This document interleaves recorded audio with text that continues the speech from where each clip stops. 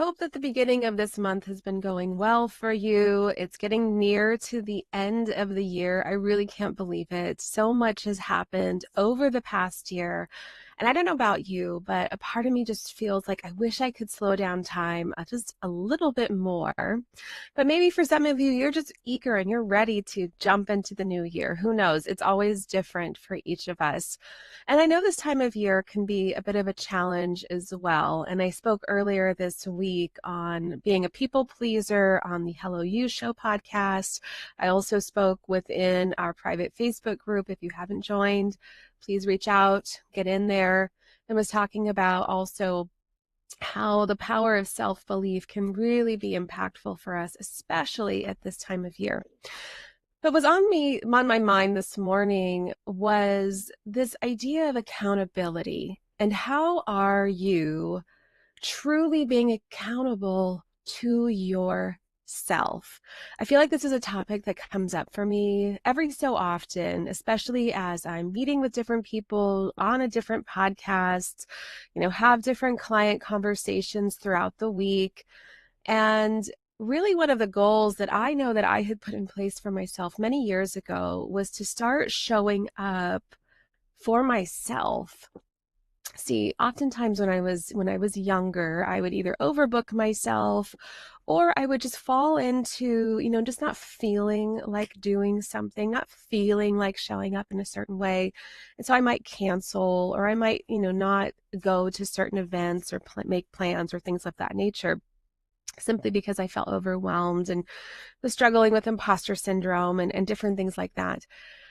But one of the things that was a big game changer for me when I started to really accelerate into my career was how do I start to actually show up for myself? See, before I never really thought of it that way. I thought of it as I was, wanting to take on more. I was in this perpetual cycle of being a people pleaser, experiencing imposterism. And there's this vicious cycle that goes around with that. Currently, I'm reading this book actually by Jill Stoddard, which is Imposter No More. So if this is something that you experience, men, women, read it. It's an excellent read.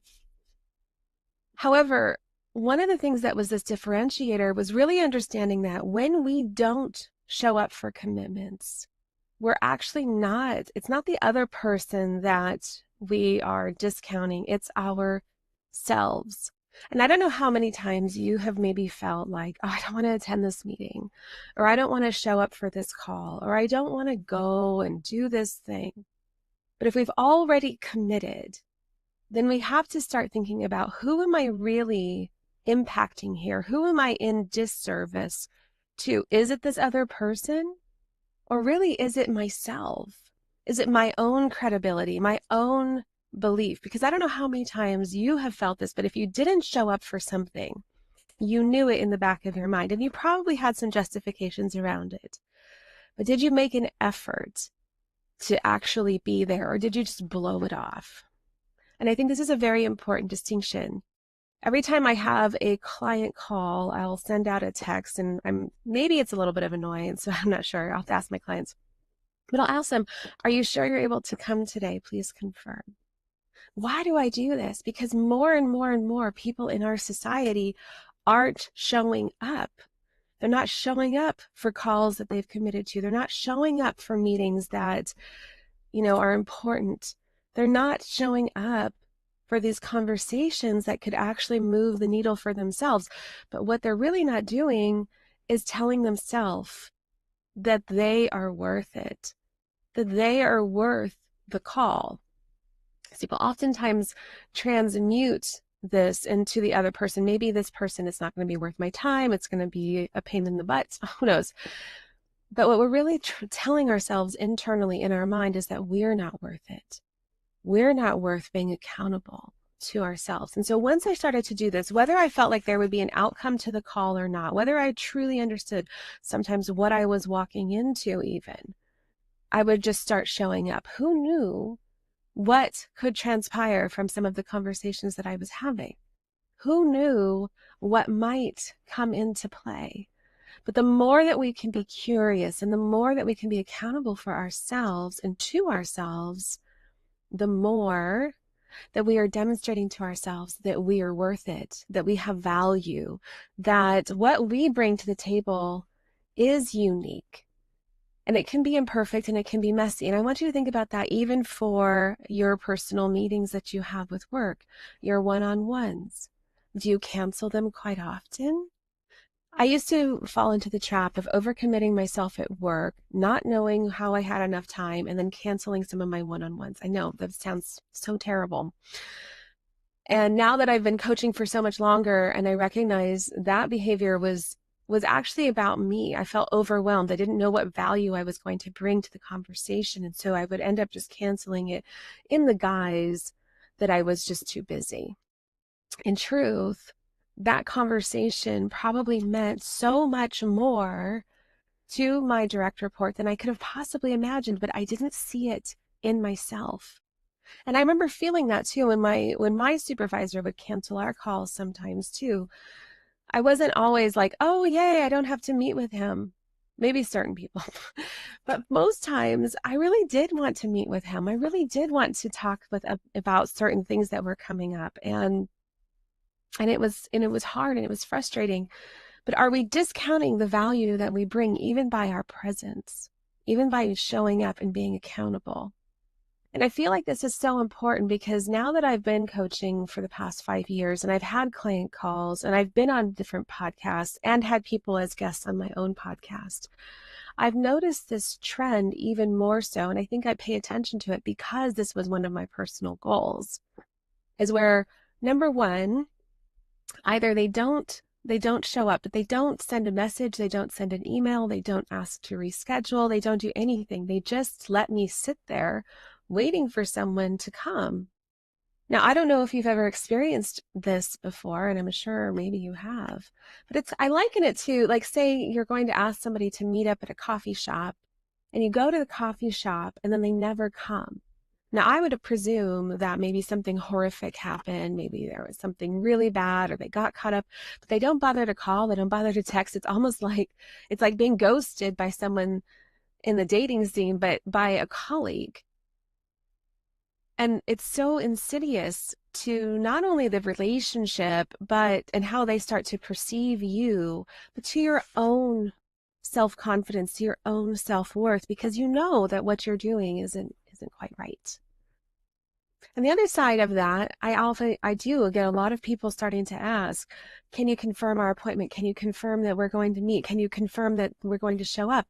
And if I don't confirm sometimes within a half an hour period of time, then they just go and cancel the meeting right away, which also is a little bit frustrating for me personally, because sometimes I'm getting ready to go to the meeting and then I show up and they canceled it because they emailed or texted me, 30 minutes prior, and I didn't get a chance to confirm yet. And so they're anticipating that I won't come.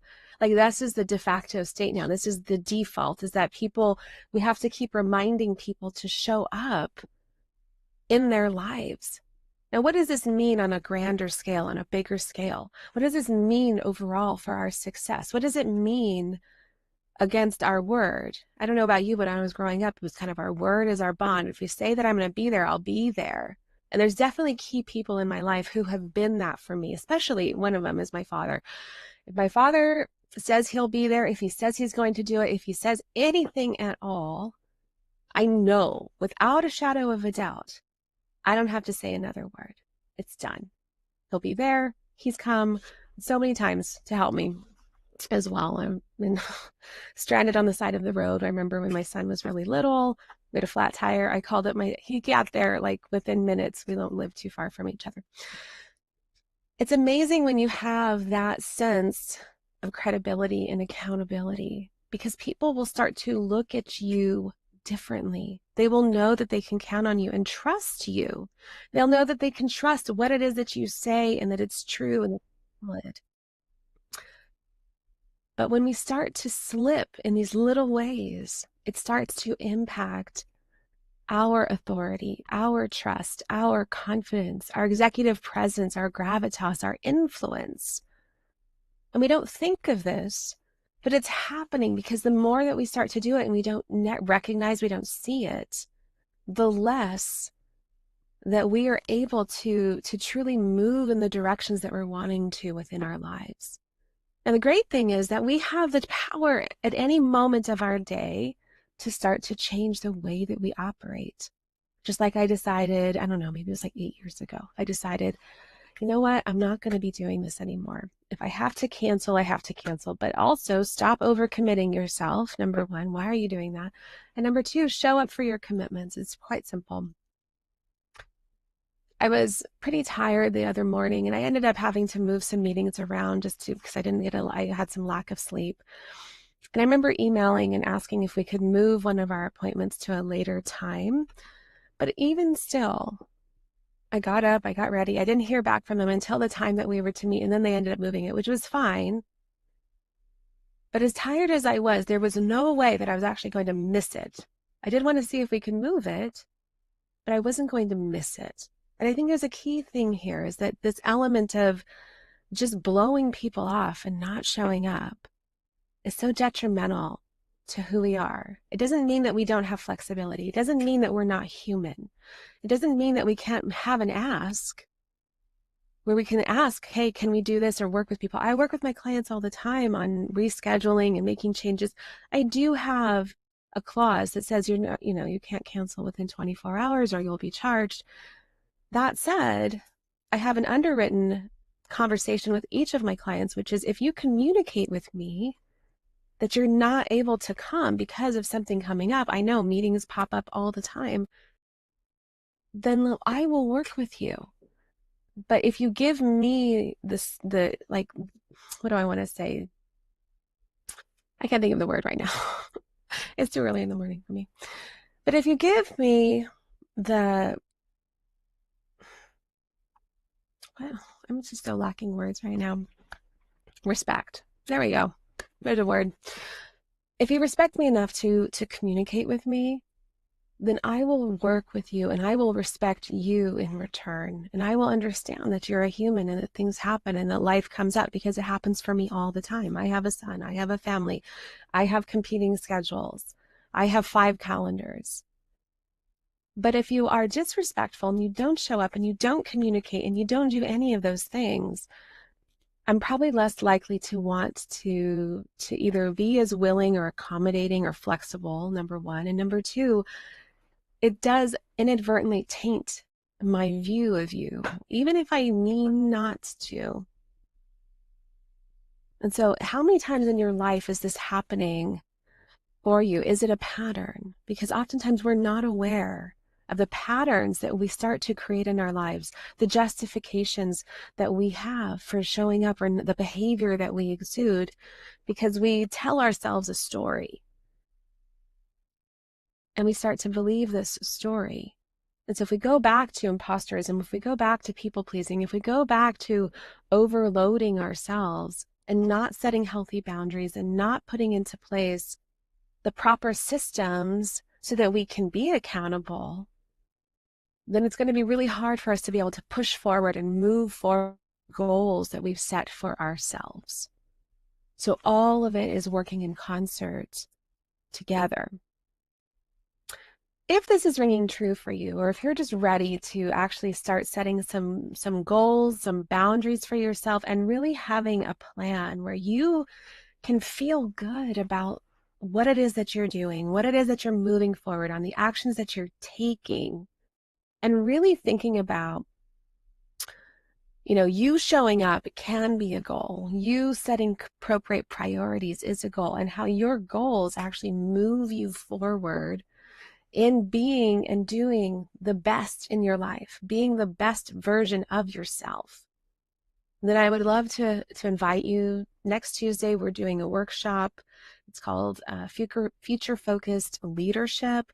But what we're really talking about, how we set strategic goals for ourselves, strategic planning. And I'm going to be going into a few different frameworks that I use with clients and with teams, organizations, on strategic planning, where we actually have tangible ways of looking at our priorities, looking at the things that we're wanting to accomplish, the milestones that we can set out for ourselves, and how do we realistically, pragmatically create a plan for ourselves. And it doesn't have to be hard. Even if it feels large. There's ways that we can break it down and it feels tangible for ourselves. So I'll be going into that. I encourage you to come. And I do have a special gift for registrants who attend as well.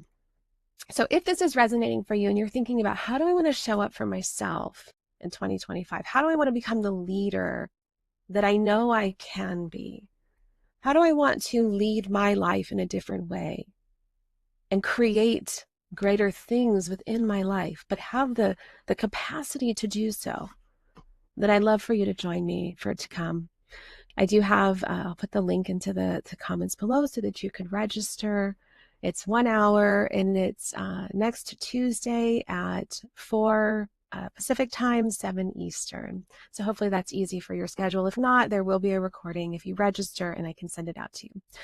I hope you're having a wonderful week. I hope that the end of this year is the beginning of next year and that you're starting to think about how you can actually usher in change sooner for yourself. Thanks so much for taking the time and joining me today. I look forward to seeing you next.